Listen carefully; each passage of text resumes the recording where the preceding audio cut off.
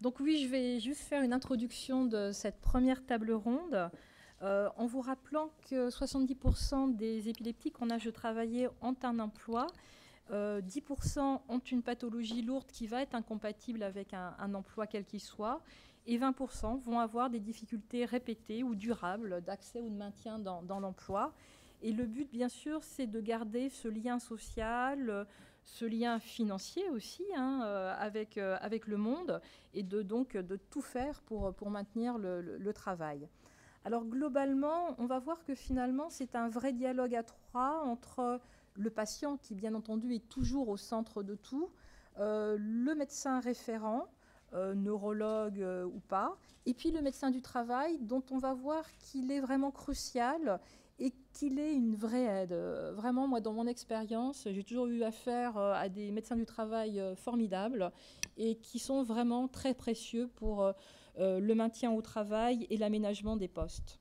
Alors, globalement, et on va en rediscuter un petit peu, c'est qu'il y a une réglementation qui fait que certains métiers sont interdits aux patients épileptiques, soit parce que ça pourrait mettre en sécurité, en jeu la sécurité des autres ou du patient lui-même en cas de survenue de crise. Alors ça concerne en fait le personnel roulant et les postes de sécurité à la SNCF. Ça concerne, comme vous le savez, l'aviation civile.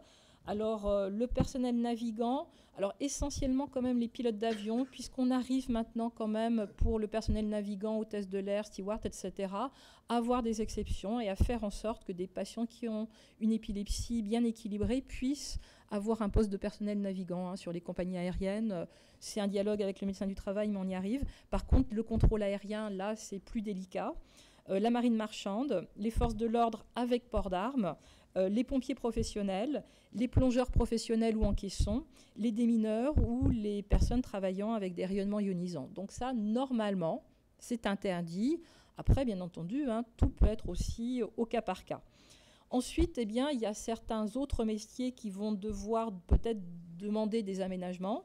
On reviendra très brièvement sur la conduite d'engins imposant donc ce qu'on appelle le CACES et les chariots élévateurs, les tracteurs, etc. La conduite de véhicules légers à titre professionnel dans le permis B. Le travail en hauteur, c'est-à-dire de plus de 3 mètres. L'utilisation de machines dangereuses, des broussailleuses, etc. Le travail isolé. Le travail de nuit, posté, décalé. Là, il n'y a pas d'interdiction. C'est du cas par cas en fonction du type d'épilepsie, de son équilibre, etc. Et donc, globalement, il va y avoir vraiment un dialogue qui va passer par le patient, puisque vous savez qu'en tant que neurologue référent, on ne communique pas directement sur le cas de nos patients avec les médecins du travail, on passe par eux. Et où on leur demande leur autorisation pour pouvoir répondre à leurs questions qui, souvent, sont totalement bien fondées. Alors, on doit fournir, nous, des renseignements sur le type des crises. Il est évident que quelqu'un qui présenterait uniquement des crises où il n'y a pas de rupture de contact, il n'y a pas énormément de dangerosité dans quelques postes de travail que ce soit. Des patients qui présentent que des crises liées au sommeil, s'ils ont un poste de jour, là encore, voilà. La fréquence des crises, bien entendu, c'est pas pareil de faire des crises toutes les semaines ou de faire une crise tous les 2 ans, ou pas du tout depuis des années.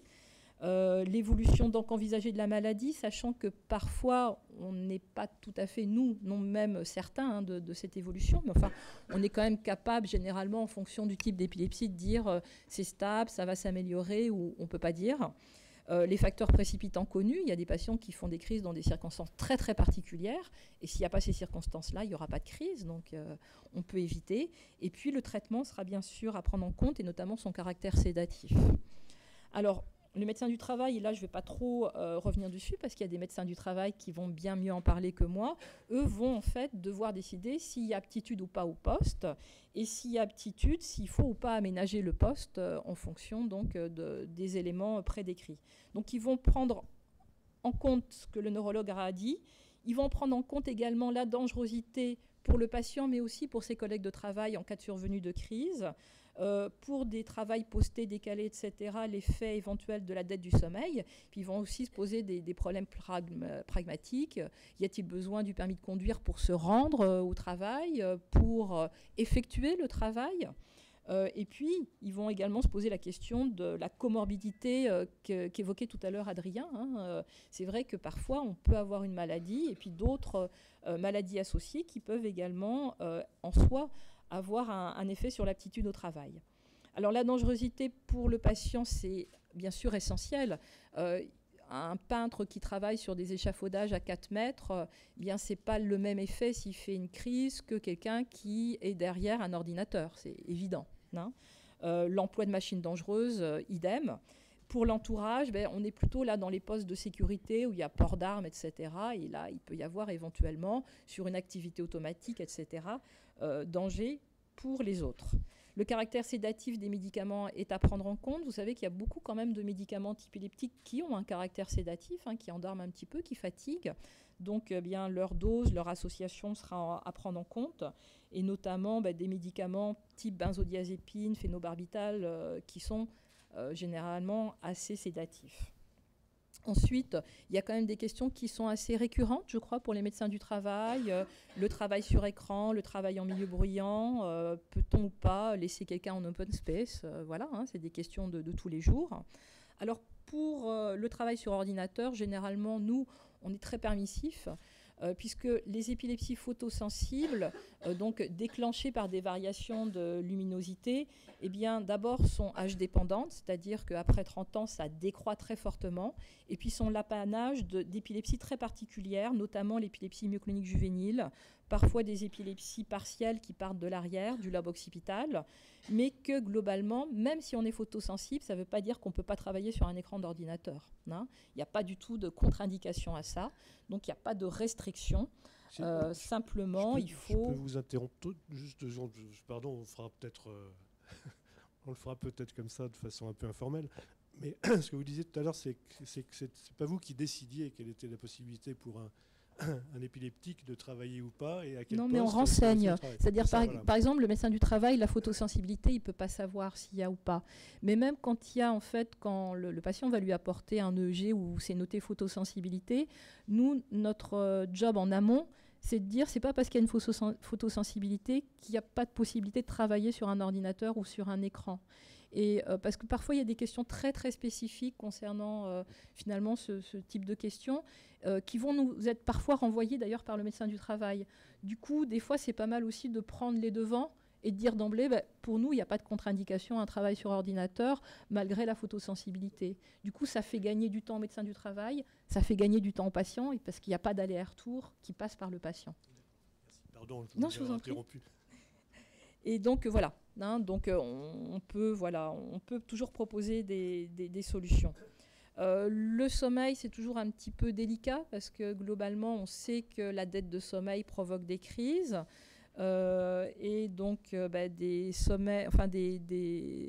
postes à horaires décalés, infirmières qui travaillent tantôt de jour, tantôt de nuit, ça peut être un peu difficile pour l'organisme, ça peut provoquer des dettes de sommeil, et donc ça sera bien sûr à prendre en compte.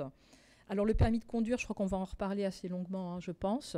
Donc il y a une loi, il y a une législation européenne à laquelle on se réfère. Pour le permis B, c'est globalement 1 an sans crise pour pouvoir conduire, ou alors 1 an avec uniquement des crises la nuit ou uniquement des crises sans rupture de contact. Voilà.